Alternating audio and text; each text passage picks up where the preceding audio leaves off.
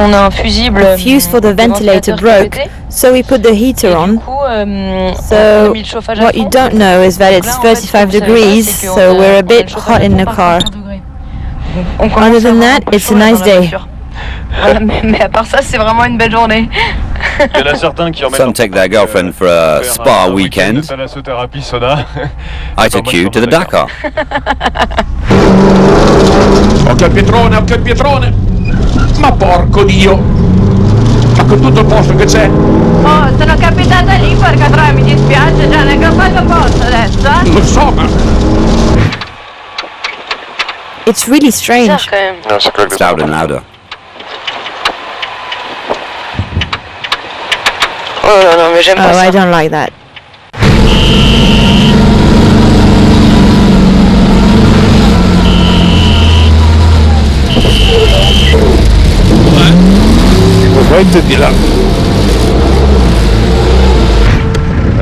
Right, we broke a shock absorber, so we're extremely careful. It was just there. We got rid of it, and now we only have this one to get to the bivouac. So this shock absorber is extremely precious, so we're super careful. The goal is to get to the bivouac. Non ci credo. Vai avanti, vai avanti, a destra, vai.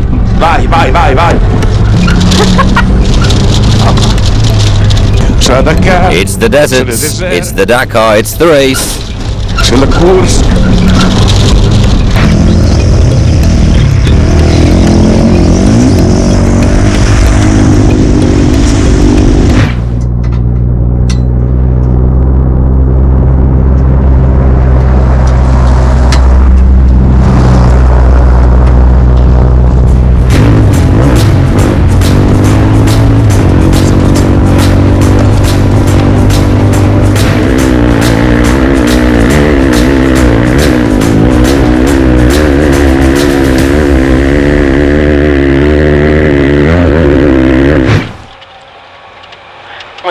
Do you think we're the last car?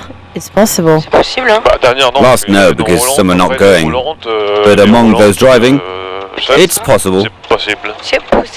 It's possible. But as we say back home, les derniers seront les premiers. Notre réalité ne seront princes d'éternité.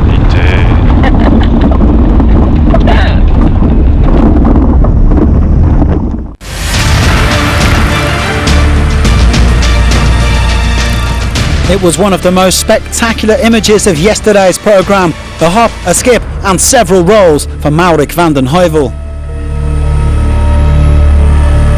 The team did what they could to make repairs overnight, but they were forced to accept defeat and withdraw.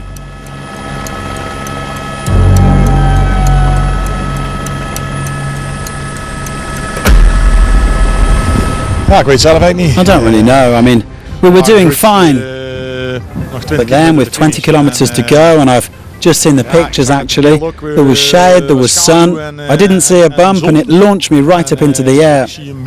Then we started tumbling and then it was over.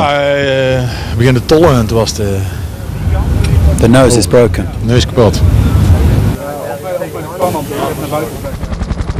10-ton beasts roaming the sands of the Saudi desert. It really is the ultimate test of man and machine. And some machines haven't quite withstood the strain. Martin Matchik's Iveco Powerstar has been waning, hitting around 70% of its potential, but he still managed to come 7th today.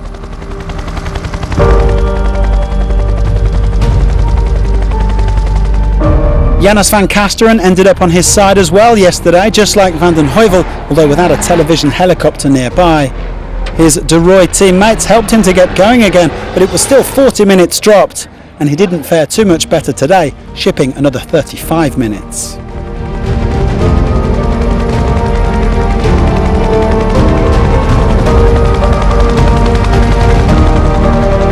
Well, like a hawk, Alesh Lowprice was waiting to prey on any weakness from his Dutch rival. 6th place for him today as he kept hold of 3rd place overall.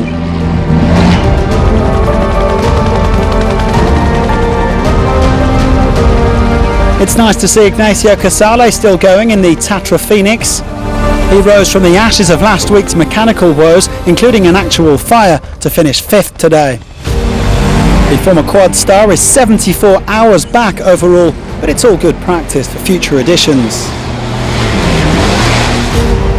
As ever, we find the Kamaz up at the sharp end of the stage standings, even if they had to get past a bit of T3 and T4 traffic in the dunes. Andrei Karginov is hunting down low price as the Russian masters look to assert their dominance with a 1-2-3-4 overall. He was second on today's stage. Victory went to Dmitry Sotnikov, who joins Karginov on 3 stage successes this year. The overall leader hoovered up a few brambles along the way, but it'll take a lot more than a bit of desert shrubbery to stop that new Kamaz K5 at 43509. Sotnikov putting 6 minutes into Eduard Nikolaev to extend his overall lead.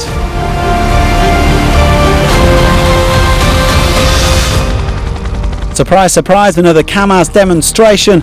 Lithuania's Vaidotas Paskevicius sneaks into the top 10 just behind Richard de Groot. Karginov is now within 12 minutes of low price. Will have to fight tooth and nail to keep hold of 4th place.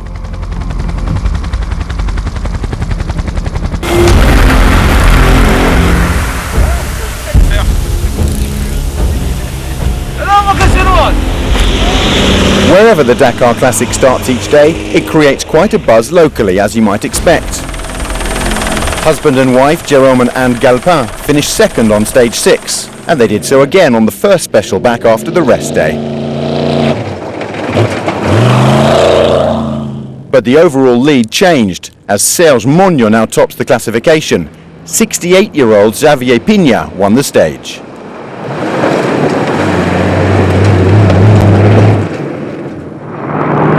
Marc Douton in his Porsche was the classic winner last year, and he's rapidly climbing back up the table after a disastrous 4th special. Dusan Randisek decided to celebrate his 50th birthday by entering Dakar with his son. The Czech has had to abandon in 4 of his 5 Dakars in trucks, side-by-sides and bikes. This is his first attempt in a car. Gearbox problems for the Italian duo of Guido Dalla Rosa and Luigi Capitani. It should be something about the gear. We are not sure about it, but it should be the gear. The rally is over for us, I think. Anyway, it was nice just now, just till now. And bad news too for Stephen Lamar and Alexandre Laroche, who finished 17th last year in their Sunhill buggy. The short-term solution is to wait for the broom wagon, which is on its way, but we don't know yet if it will take us back to the bivouac.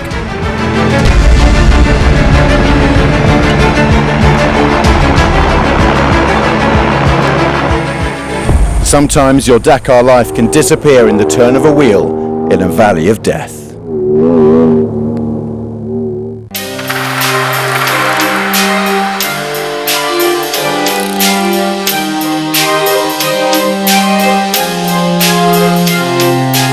Written on the car, Proud Pearl, and I said, well, I think this car is the Proud Pearl of the Dakar.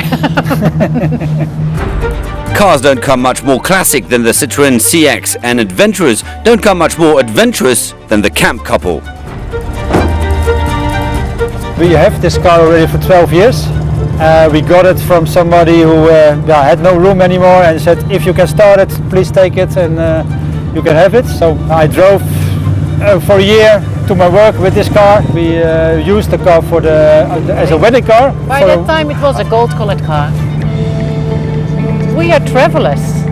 We drove with a 4x4 truck from Holland all the way to South Africa with 3 children, and we traveled for years. And then last year I saw on the television a Peugeot 504 in the Dakar, and I thought, what? How is it possible? And then I checked it and I saw there was a new category, the Dakar Classic. This car participated in the Dakar Rally in 1981. There were 4 CXs in the 81, and Jackie X was one of the pilots of one of the CXs, his first Dakar, and today we met Jackie X. It's much harder than we thought because it's so rocky. There's so many stones. We can drive. Well, we're not really high, so every stone we have to take with our wheels because otherwise it damages the underneath of the car. Yeah, we've got a 2-liter engine, and it's the weakest engine Citroën used in their CXs. But for this Dakar, for us it's strong enough. It's really powerful.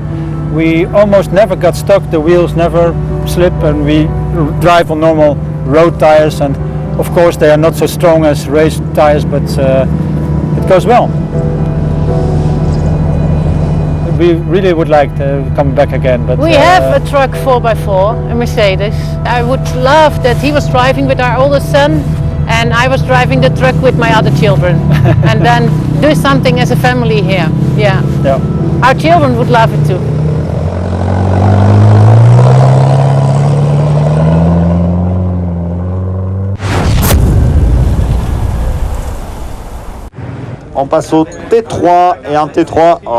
He's become a regular when it comes to the podium ceremony of the World Rally Raid Championship. Registered in the T3 class, Seth Quintero has been scoring precious points thanks to his stage successes on this Dakar.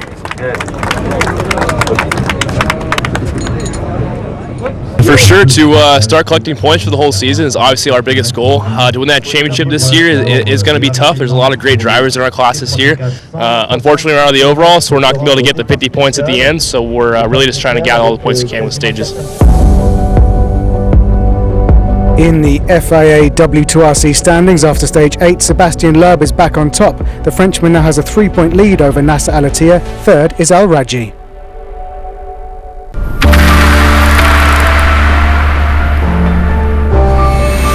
Tuesday, stage 9. The bivouac stays at Wadi Adawasiya and the stage loops out southeast and back. After a couple of brutally long days, this special is a little shorter at 287 competitive kilometres, but the terrain is completely different. Sand and dunes replaced by mountains, valleys, daunting geology to circumnavigate.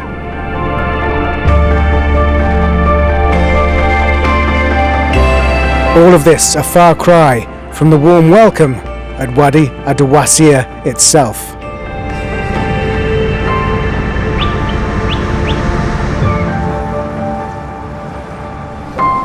Join us again tomorrow as Dakar 2022 continues.